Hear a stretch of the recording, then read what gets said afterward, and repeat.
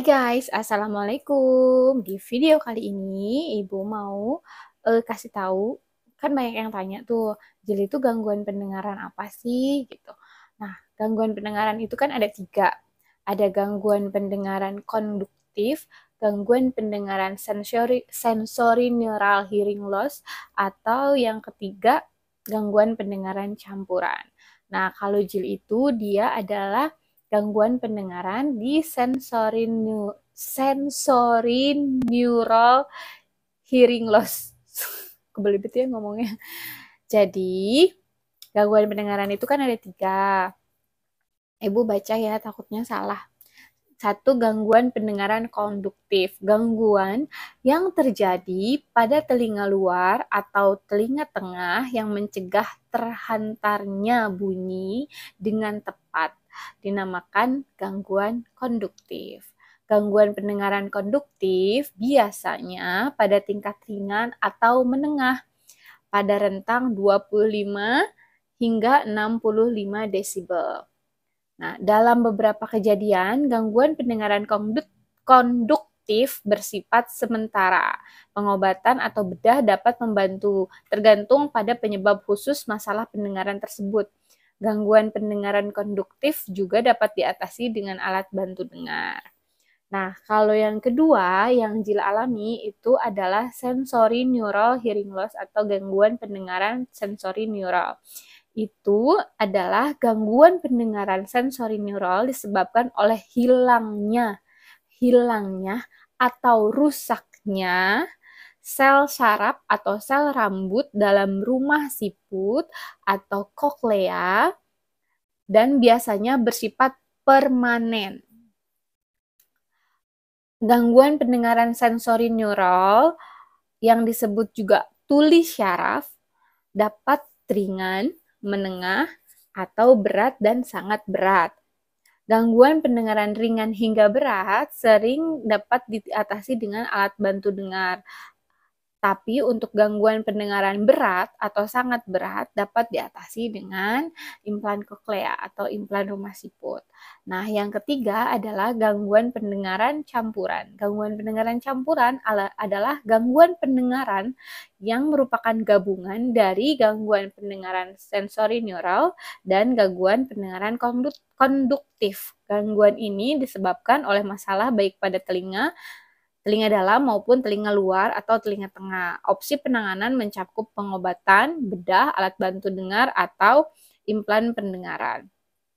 Nah, gampangnya tuh seperti ini. Kalau gangguan pendengaran konduktif itu kan telinga itu ada tiga bagian. Telinga luar, telinga tengah, telinga dalam. Kalau konduktif itu biasanya terjadi di telinga tengah atau telinga luar. Nah, ini gendang telinga di sebelah sini ya, telinga tengah atau telinga luar. Atau kalau gangguan sensori neural seperti Jil, kalau gangguan sensori neural itu adanya di telinga dalam. Kalau yang campuran ya di tengah dan di dalam. Makanya kalau misalnya yang sensori neural itu biasanya seperti Jil, rusaknya, ini kan rumah siput nih, koklea kan rumah siput. Rusaknya atau hilangnya rambut getar yang ada di rumah siput ini. Itu. Jadi, implan koklea yang Jil lakukan saat ini adalah yang telah Jil lakukan ya, itu adalah ada elektroda yang dimasukkan ke dalam rumah siput sini, karena kurangnya sel saraf rambut getarnya Jil. Jadi untuk manusia yang pendengarannya normal, pendengarannya baik, itu sel-sel rambut getarnya itu kurang lebih harusnya ada 20.000 sel-sel rambut getar atau sel-sel rambut syaraf di rumah siputnya, di sini, di kokleanya. Nah, kalau Jil itu ada rambut getarnya, tapi sedikit, tidak banyak, tidak sampai ke 20.000. Dan itu dia bawaan lahir. Jadi bukan yang rusak. Kalau rusak kan mungkin bisa jadi dia terlahir normal, dengan pendengaran normal, terus di usia berapa bulan atau berapa tahun sakit panas kejang tinggi, sehingga beberapa sel saraf, sel rambut di koklea atau sel saraf di kokleanya itu jadi rusak. Bisa jadi kayak gitu, kalau misal itu bukan bawaan lahir. Tapi kalau jil itu bawaan lahir. Jadi bukan rusak, tapi memang dia kurang. Nah, dimasukkan elektroda di sini, di rumah siput. Elektroda itu berfungsi sebagai ganti dari si rambut getar yang harusnya 20.000 itu. Gitu. Nah, untuk menentukan apakah dia kena gangguan pendengarannya konduktif, sensori neural, atau campuran, tentunya ada tes-tes yang harus dilakukan. Bukan kayak tes-tes yang misalnya di kerincing, terus tengok, oh ya dia respon, kerincing, nengok dia respon. Nggak gitu. Jadi tesnya seperti yang pernah Ibu posting juga waktu jil tes itu ada beberapa tes yang memang anaknya harus tertidur, jadi dihitung dilihat apakah stimulus suara yang dilakukan itu, yang dimasukkan ke telinga itu sampai enggak ke otak gitu, atau nggak sampai enggak ke si syaraf pendengarannya. Biasanya beberapa tes yang dilakukan itu ada OAE, BERA, ASSR, timpanometri, itu biasanya tidak di semua rumah sakit sih, tapi di rumah sakit besar biasanya ada, dan bahkan di beberapa rumah sakit besar, anak yang baru lahir memang sudah harus dicek BERA.